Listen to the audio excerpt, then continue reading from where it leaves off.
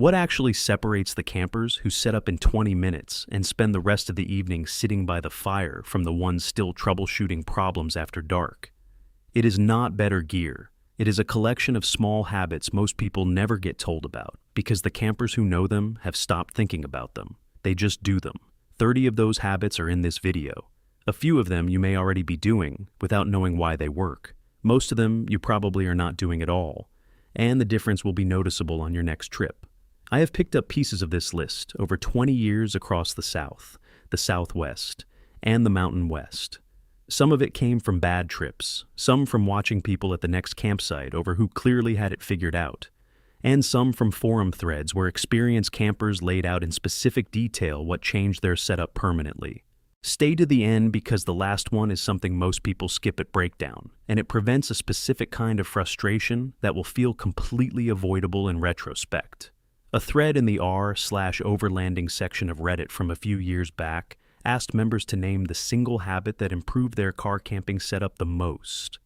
Over 300 responses, and the answers that came up most consistently were not about gear at all.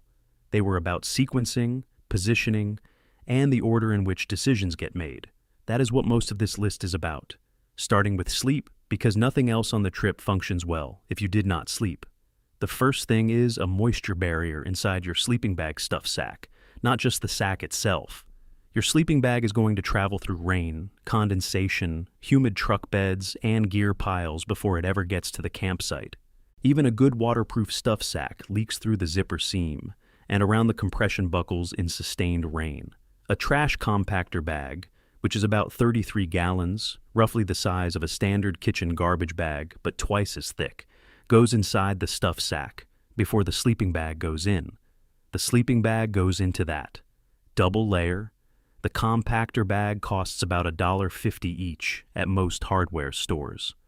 After a river crossing in the Ouachita National Forest in Arkansas, where my dry bag failed at the zipper, my sleeping bag stayed dry because of the compactor bag inside it.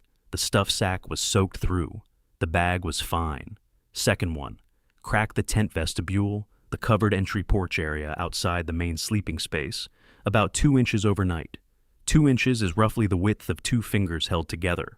That gap creates cross-ventilation between the vestibule and the roof vent, which moves moisture-laden air out of the tent before it has a chance to condense on the fly. Every hour of sleep you exhale about a cup of water vapor. Your skin adds more. All of that moisture needs somewhere to go. Without ventilation, it condenses on the inside of the rainfly, runs down onto the tent body, and you wake up thinking the tent leaked. It did not. You just sealed in your own humidity. The vestibule gap and the roof vent together create airflow. It does not take much. 2 inches of crack at the vestibule is enough to change the interior condensation meaningfully in most 3-season conditions. Third, the sun rises in the east. This is obvious until you realize almost nobody applies it to tent orientation. If you are camping somewhere with cold nights and clear mornings, orient your tent door toward the east. The first direct sun of the day hits the tent fly and begins warming the interior before you are even awake. On a cold morning at 9,000 feet above sea level in the Colorado high country, that early sun is the difference between getting out of the sleeping bag at 6:30 a.m. and getting out of it at 8 a.m. This costs nothing and takes 10 seconds of thought when you are deciding where to stake the first corner. Fourth, keep a spare set of base layers inside a sealed Ziploc bag at the bottom of your sleeping bag, stuff sack, not in the main gear bin where they might get damp. This is not the clothes in the bag trick I have covered elsewhere. This is an emergency set. The only time they come out is if your primary base layers get soaked, which will happen on a trip long enough. Dry base layers against your skin on a cold night are the difference between sleeping and not sleeping. Everything else on the sleep system can be partially compromised and you can work around it. Wet cotton against your skin in 40-degree temperatures is not a workaround situation. Fifth, 2 liters of water by the tent before you go to sleep. About the volume of a large soda bottle, not in the car, not in the cooler, right next to the tent. When you wake up dehydrated at 3 a.m. and need water, you are not putting on shoes, finding your headlamp, and walking to the cooler. You reach outside the vestibule. This also applies to a headlamp. Headlamp inside the tent, within arm's reach, before you close the zipper for the night, not in a bag, not in the car, within arm's reach. You will be grateful for this on the first night you actually need it, and eventually that night happens on every camping trip long enough. For site setup, a few things that change how the rest of the trip runs. Sixth, a glow stick cracked and clipped to your main tent zipper. Pull before dark. Not after dark. Before. The difference is that a glow stick attached while you can see clearly sits perfectly on the pull tab. A glow stick you are trying to attach at 11 p.m. with a headlamp is a 5-minute project that should have taken 10 seconds. Crack it earlier in the day so it is already dim by night, giving just enough visible glow to locate the zipper without lighting up the interior of the tent. Your tent mate will appreciate this more than you realize. Seventh, a small battery-powered LED light Velcro mounted inside the cooler lid. The kind of small LED you find in junk drawers or dollar stores, roughly the size of a thick silver dollar. When the lid opens, the light comes on if you get a motion sensor version, or you tap it manually with a magnet switch version. In a dark camp at 9 p.m., when you are trying to find the cheese or the beer without moving 6 other items, this is the single most useful quality of life addition I have ever seen on a cooler, total cost under $3. I resisted this for years because it sounded unnecessary. I was wrong about that. Eighth, a small dustpan, the kind about 8 inches wide, roughly the length of a ballpoint pen, kept in the kitchen bin. Every trip, the tent floor collects dirt, sand, pine needles, and general debris.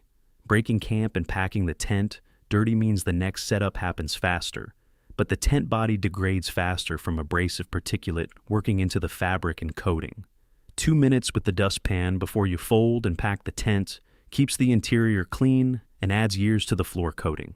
This is the one I see experienced campers do, that newer campers never think about until they notice the tent floor starting to feel rough. Ninth, your vehicle as a windbreak.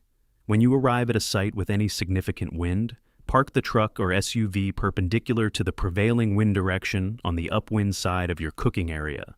A full-size truck creates a wind shadow of roughly 15 to 20 feet, about the distance from home plate to the front of the pitcher's mound on the downwind side. Position your stove, your table, and your prep area in that shadow. Wind across a camp stove is the primary reason camp cooking takes longer than it should, uses more fuel than planned, and produces inconsistent results. The vehicle does for free what a commercial windscreen does imperfectly. If you are finding this useful, hit subscribe. More of these coming. 10th, paracord clothesline between 2 trees, roughly 8 feet high, which is about the height of a standard basketball hoop, on the south-facing side of your kitchen area. Run it the first morning of any multi-night trip. Every piece of clothing, every towel, every damp base layer that gets hung there dries during the day. Nothing accumulates wet in the gear bin. Nothing goes into the tent damp. On any trip longer than 2 nights, moisture management in the gear bins is the difference between arriving home with functional gear and arriving home with gear that needs 2 days of drying before you can store it. 8 feet of paracord and 2 trees takes 4 minutes. 11th, Ziploc bag organization inside the bins. Every category of small item, batteries, fire starters, first aid supplies, headlamp replacement bulbs, spare tent stakes, gets its own labeled Ziploc bag inside the bin. When you need one item from any of those categories at night or in the rain, you pull the bag out, find the item, put the bag back. You do not dig through the bin. You do not shake everything out onto the picnic table. This is not about being tidy. It is about finding things quickly under conditions where quickly matters. 12th, a cable lock, the kind used for securing bicycles, coiled in the kitchen bin. When you leave camp for a day hike or a drive and cannot take the cooler with you, the cable lock goes through the cooler handles and around the picnic table leg. This does not stop a determined thief. It stops the opportunistic person who would take an unattended cooler in 30 seconds, but will not bother with one that takes more than that. Cooler theft at developed campgrounds is more common than most people think. A $2 cable lock from any hardware store eliminates the category. 13th, duct tape wrapped around your water bottle, roughly 15 to 20 wraps, about a 1/4 inch thick, not in a bag, on the bottle. This is always with you, always accessible, and weighs almost nothing. You will use duct tape on a long enough camping life for tent pole splits, gear strap failures, sleeping pad repair, tarp grommets that pull through, and a dozen other things you cannot anticipate. The roll in your gear bin is great when you remember it is there. The tape on the water bottle is with you when you need it at the far end of a hike from camp. 14th, a mesh laundry bag dedicated to dirty camp clothes. Mesh because it breathes, preventing the mildew smell that develops in sealed bags. At camp, dirty clothes go in the mesh bag hangs from the paracord clothesline or the truck bed side rail, and the interior of the tent stays clean. At home, the mesh bag goes directly from the truck into the laundry room. I spent years dropping dirty camp clothes into a corner of the gear bin and spending the first morning home trying to figure out what smelled. The mesh bag costs about $2 and eliminated that entire process. For the camp kitchen, a few things that improve the actual cooking without adding gear. 15th, ice on top, not bottom. Most campers load the cooler with ice on the bottom and food on top. Cold air drops. Ice on the bottom insulates the bottom of the cooler, and the food sits above it in slightly warmer air. Ice on top lets the cold air fall through the entire interior of the cooler, maintaining colder average temperatures throughout. For perishables that go in the bottom, the cold comes from above rather than through the walls. In a controlled test documented in a thread on Expedition Portal comparing packing methods across identical cooler models on identical summer days, top ice packing maintained food at safe temperatures for roughly 4 to 6 hours longer than bottom ice packing over a 3-day trip. Those are one person's numbers in one test, and a materials scientist would want more data. But the physics of cold air dropping is real, and the practical difference in my own coolers over 15 years is consistent with what that test showed. 16th, a silicone oven mitt in the cook kit. Weighs next to nothing, takes up the space of a folded washcloth. Every trip has a moment where something is too hot to handle. A cast iron handle, a pot lid, a camp stove canister in the cold, and you are using a shirt or a folded over paper towel and hoping for the best. A silicone mitt costs under $8, handles everything up to about 450 degrees Fahrenheit, which is hot enough for any camp cooking scenario, and fits at the bottom of the cook kit bag without adding noticeable weight. 17th, one large block of ice in the center rather than loose cubes if your cooler will allow the space. A block of ice roughly the size of a half-gallon milk carton melts from the outside in over several days, maintaining a cold core far longer than the same volume of loose cubes, which have dramatically more surface area exposed to the warmer, cooler interior. Make your own by filling a 1-gallon Ziploc bag with water and freezing it flat. Free, reusable, and more effective than purchased block ice in most cases. 18th, 1 pot meals for the first and last nights. The first night you are tired from travel and setup. The last night you are tired from camping and need the kitchen cleaned out and packed. Both of those nights, the simplest possible meal is the right call. Chili, pasta with jarred sauce, soup, 1 pot to clean, 1 burner on the camp stove. The meals in the middle of the trip are when you have energy to cook something that requires actual attention.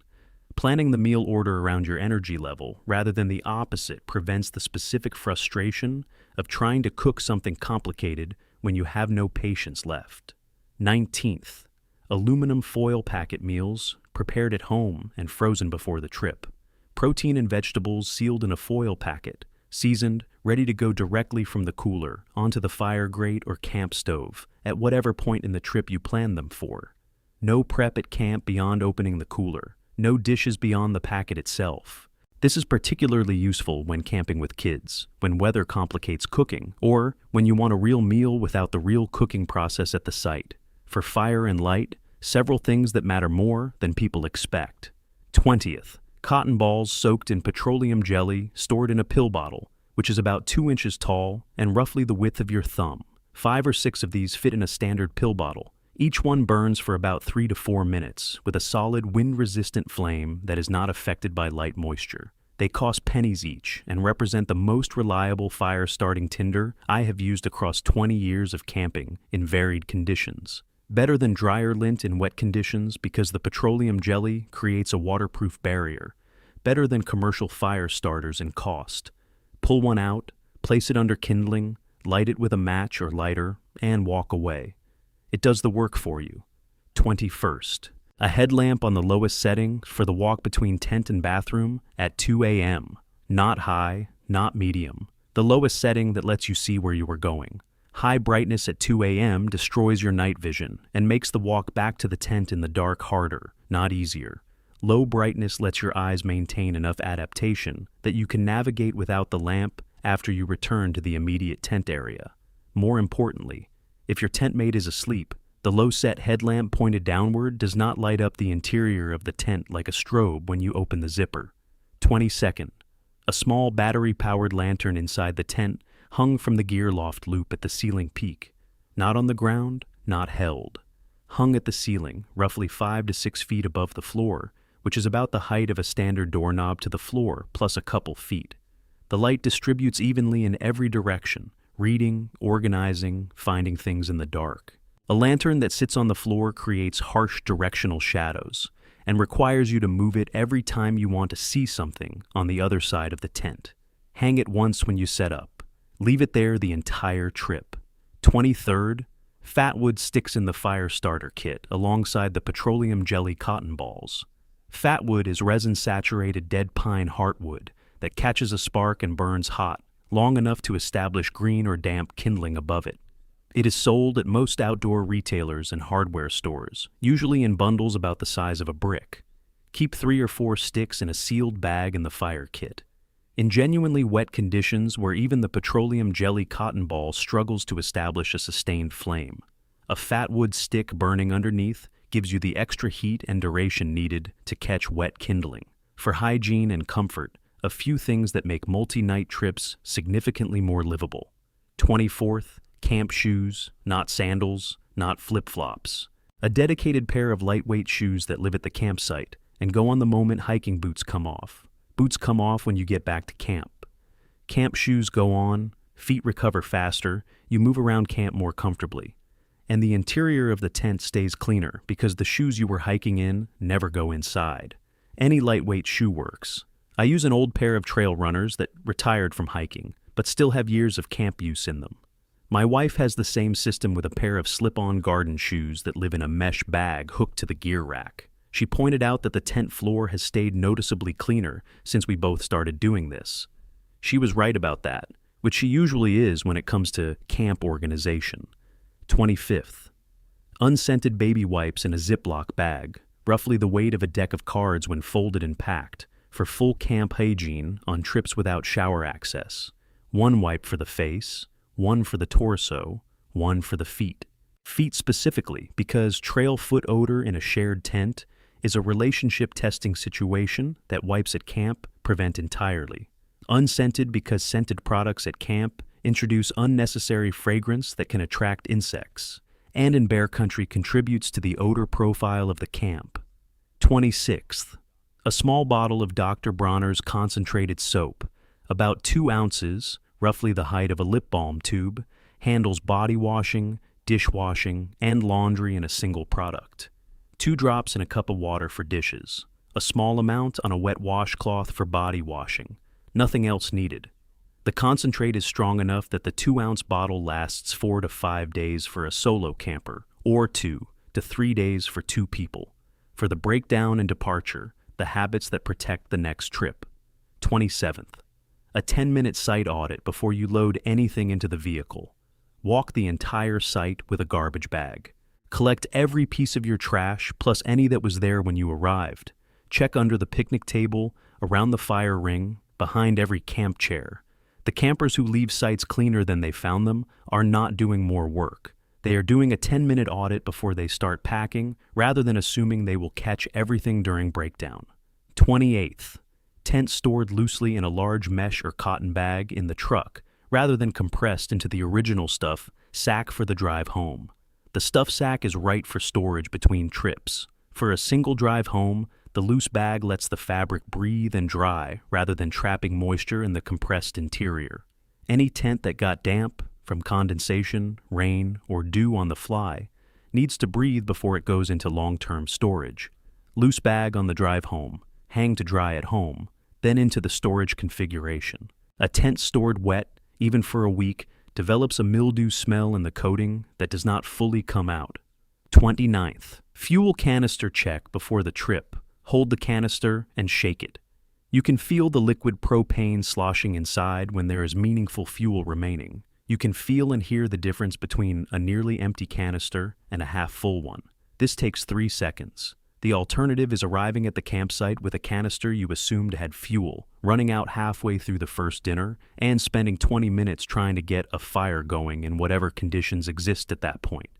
2 canisters per trip, every trip, regardless of what the current canister feels like.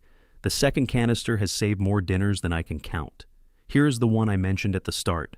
Before you drive away from any site, do the counterclockwise perimeter walk. Every time. Not a mental checklist review. An actual physical walk in the direction opposite to how you naturally move through the space. Your brain builds spatial memory of the site, in the direction you have been traversing it all trip.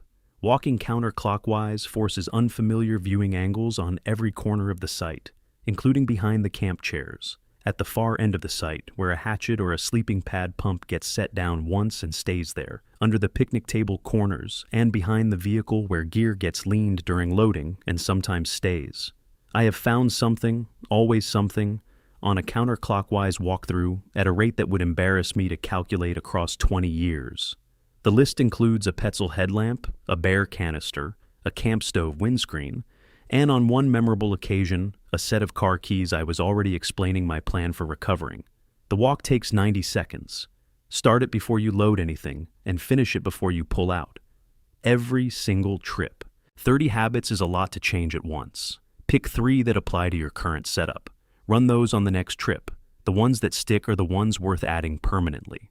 The ones you forget about after 2 trips were probably already covered by something you were doing anyway. That is how this list builds, 1 trip at a time, until the camper who set everything up in 20 minutes and was sitting by the fire while everyone else was still troubleshooting is you.